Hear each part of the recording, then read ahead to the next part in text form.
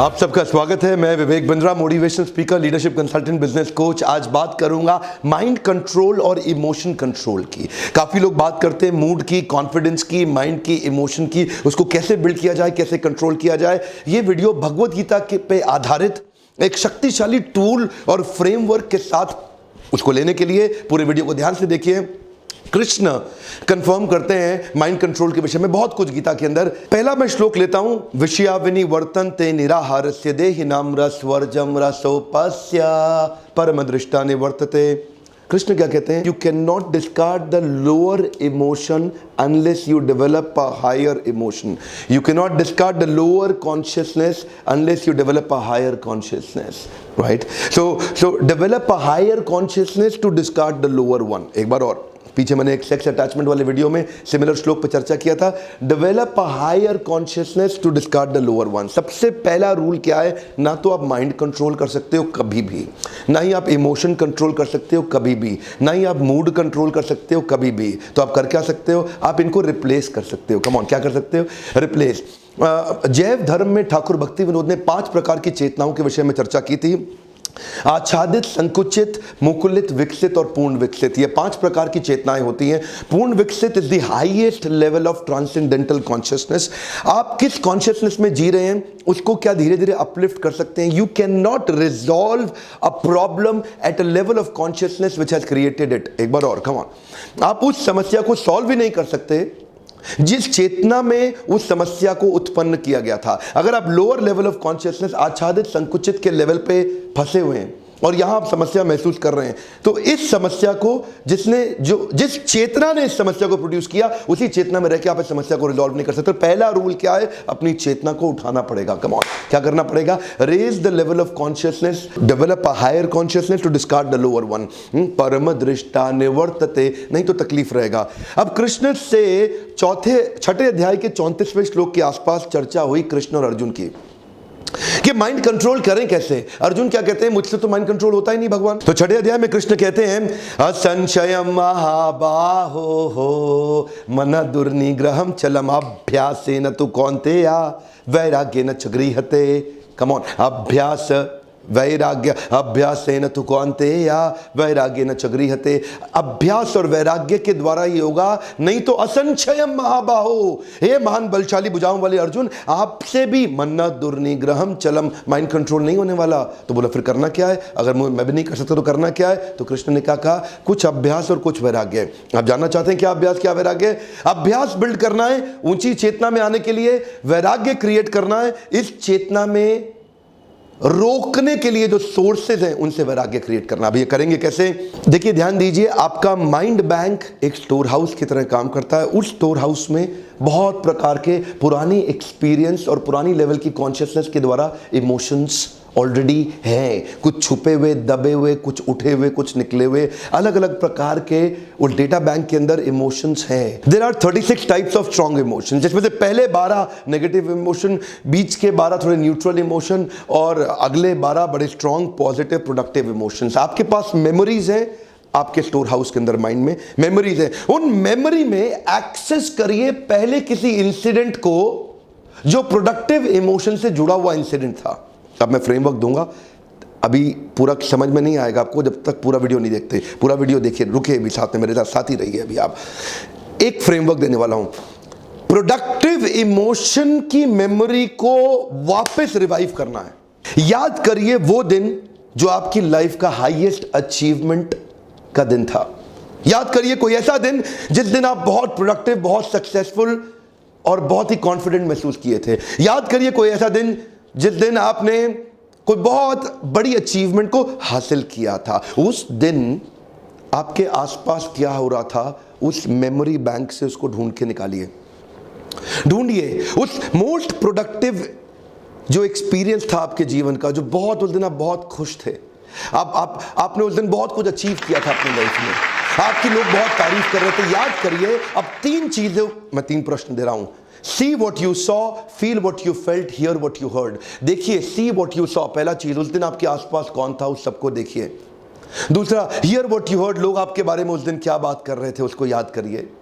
उसके बाद feel what you felt, उस समय आपके मन में क्या इमोशंस थे, आप कैसा सांस ले रहे थे, आप कैसा एक्सपीरियंस कर रहे थे, आपके कंधे कैसे थे, आपका चेहरा कैसा था, आप कैसा फील कर रहे थे उस दिन।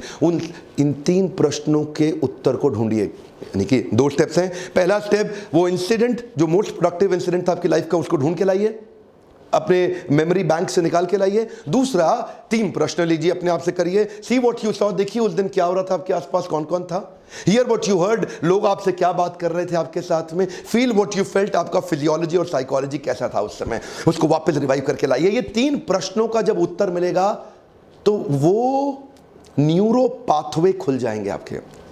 क्या खुल जाएंगे? न्यूरो पाथवे खुल जाएंगे। अब आपके मेमोरी बैंक से वो वापस आकर के आपके कॉन्शियसनेस में बड़ा होने लग जाएगा। उस समय की जो कॉन्शियसनेस थी वो कॉन्शियसनेस तुरंत वापस आ जाएगी, और वो कॉन्शियसनेस आते ही आप अपने माइंड को, अपने मूड को, अपने इमोशन को डेवलप कर जाएंगे। उस एलिवेटेड कॉन्शियसनेस पे फिर से वापस आ जाएंगे, और उस एलिवेटेड कॉन्शियसनेस से उस most productive consciousness, most productive memory जिसको आप ट्यून इन कर गए। एफएम चैनल, एक समय में एक शहर में 7-8 एफएम चैनल चल रहे होते हैं। आप ट्यून इन करते हैं और बेस्ट एफएम चैनल को चूज करने का अधिकार है आपके पास। एक समय में 700 टीवी चैनल्स हैं आपके टेलीविजन पे। किस चैनल को आप ट्यून इन करना चाहते हैं और किस चैनल को आप सिलेक्ट करना चाहते हैं, उसका पूरा अधिकार है आपके पास। There is a range of emotions in your life. कपड़े खरीदने जाते हैं आप किसी शोरूम के अंदर, there is a range of clothes in the showroom. अभी जो पहला कपड़ा मिला, ऐसा नहीं कि आप वही लेकर के पहन लेते हैं, आप चूज करते हैं जो आपको सबसे ज्यादा सूट करता है, जो आपके लिए ठीक है, जो आपके लिए अच्छा है। ठीक उसी प्रकार से do not have the experience, create and choose your experience. एक बार और बड़ी अच्छी बातें बोल देता हूं बीच बीच में मैं, come on. Do not have experience, create and choose your experience. अपने मेमोरी बैंक में जाइए, निकालिए, ढूंढ के निकालिए। सी व्हाट यू सॉ, उस दिन क्या हो रहा था, लोग आपसे क्या बात कर रहे थे, वो सारी मेमोरी को बड़ा करते जाइए, बड़ा करते जाइए, बड़ा करते जाइए। और जब आपकी कॉन्शियसनेस उस मेमोरी से भर जाएगी, आप उसी कॉन्शियसनेस, एलिवेटेड, सबसे मोस्ट प्रोडक्टिव कॉन्शियसनेस के पीक स्टेट पे, पीक परफॉर्मेंस, प्रोडक्टिविटी वाली कॉन्शियसनेस में एंटर कर गए। जैसे ही आप इस लेवल पे आए, अब क्या होगा, अब आपके पास यही हाईएस्ट मोस्ट प्रोडक्टिव मूड और वो वही माइंडसेट फिर से आ गया। स्टूडेंट्स जो पढ़ाई कर रहे हैं, मेरे टूल्स को ध्यान से देखते रहिए। मैं आपके लिए कई ऐसे टूल्स डालने वाला हूं, क्योंकि स्टूडेंट्स मुझसे इंटरेक्ट कर रहे हैं। आजकल मैं स्टूडेंट्स के लिए फ्री सेमिनार्स की तैयारी भी कर रहा हूं। 15 अप्रैल को मेरा पहला फ्री बड़ा सेमिनार स्टेडियम में होने वाला है, इंदिरा गांधी स्टेडियम में, और उसके बाद आपके शहरों तक पहुंचूंगा। देखिए, मैं मुख्य तौर पर 3 बातें बताई। पहला स्टेप है choose your memory. So your choice of memory will develop, second step, a corresponding consciousness. उस मेमोरी में क्या कॉन्शियसनेस थी, सेकंड स्टेप कॉरस्पॉन्डिंग कॉन्शियसनेस अभी मिल जाएगा आपको। आपको चॉइस ऑफ मेमोरी, उससे क्या आएगा आपका कॉरस्पॉन्डिंग कॉन्शियसनेस। इसको बोलेंगे it will determine how do you feel now, how do you feel now. हाँ, तो पहले मेमोरी ढूंढिए, उससे आपका कॉन्शियसनेस बदलेगा, हायर कॉन्शियसनेस हो जाएगा, और तीसरा उसका रिजल्ट क्या आएगा, how do you feel now. Imagine करिए अगर आप हर समय most productive, peak performance, productivity की कॉन्शियसनेस को बरकरार रख पाए, तो आपका जिंदगी 10x हो जाएगा। कम ऑन, क्या हो जाएगा, 10x। You can grow 10 times better. Imagine करिए अगर हर समय आप उसी कॉन्शियसनेस में रह पाए जो पीक परफॉर्मेंस की कॉन्शियसनेस थी। एक साधक को साधना के लिए उसको सबसे हाईएस्ट कॉन्शियसनेस को वापस लाना चाहिए। एक स्टूडेंट को पढ़ाई के लिए अपना मोस्ट प्रोडक्टिव पढ़ने वाले दिन की फीलिंग और उसके इमोशन, उसकी साइकोलॉजी, उसकी फिजियोलॉजी को खींच के लाना चाहिए। इसी प्रकार एक बिजनेसमैन को नेगोशिएशन के दौरान, सेल्स के दौरान, परिवार में, रिलेशनशिप में, जिम में, हेल्थ के लिए, हर समय जब भी आप चाहें, एक स्पोर्ट्समैन, एक एथलीट अपनी बेस्ट कॉन्शियसनेस को रिवाइव कर सकते हैं। केवल याद रखिए framework, see what you saw, feel what you felt, here what you heard. तो उसका अर्थ क्या हुआ, आपको महसूस नहीं करना है, अपने आप को महसूस कराना है।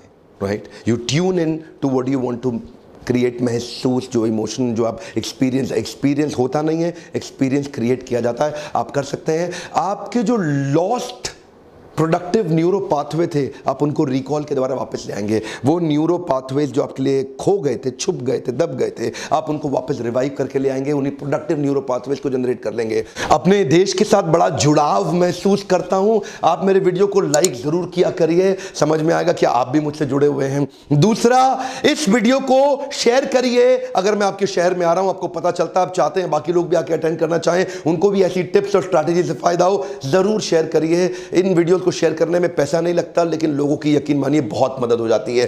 कमेंट में लिखिए कौन से शहर में आप चाहते हैं मैं मोटिवेशनल सेमिनार करूं, कौन से बाउंस बैक सीरीज वाला, और कौन से शहर में आप चाहते हैं कि मैं स्टूडेंट्स का फ्री इवेंट करूं। मेरे साथ जुड़े रहने के लिए हमारे वीडियोस को लाइक, शेयर, कमेंट, सब्सक्राइब और बेल आइकॉन दबा के वापस आके वीडियो देखने के लिए, मेरे साथ जुड़े रहने के लिए प्रेम पूर्वक हर बार फिर से बहुत बहुत धन्यवाद।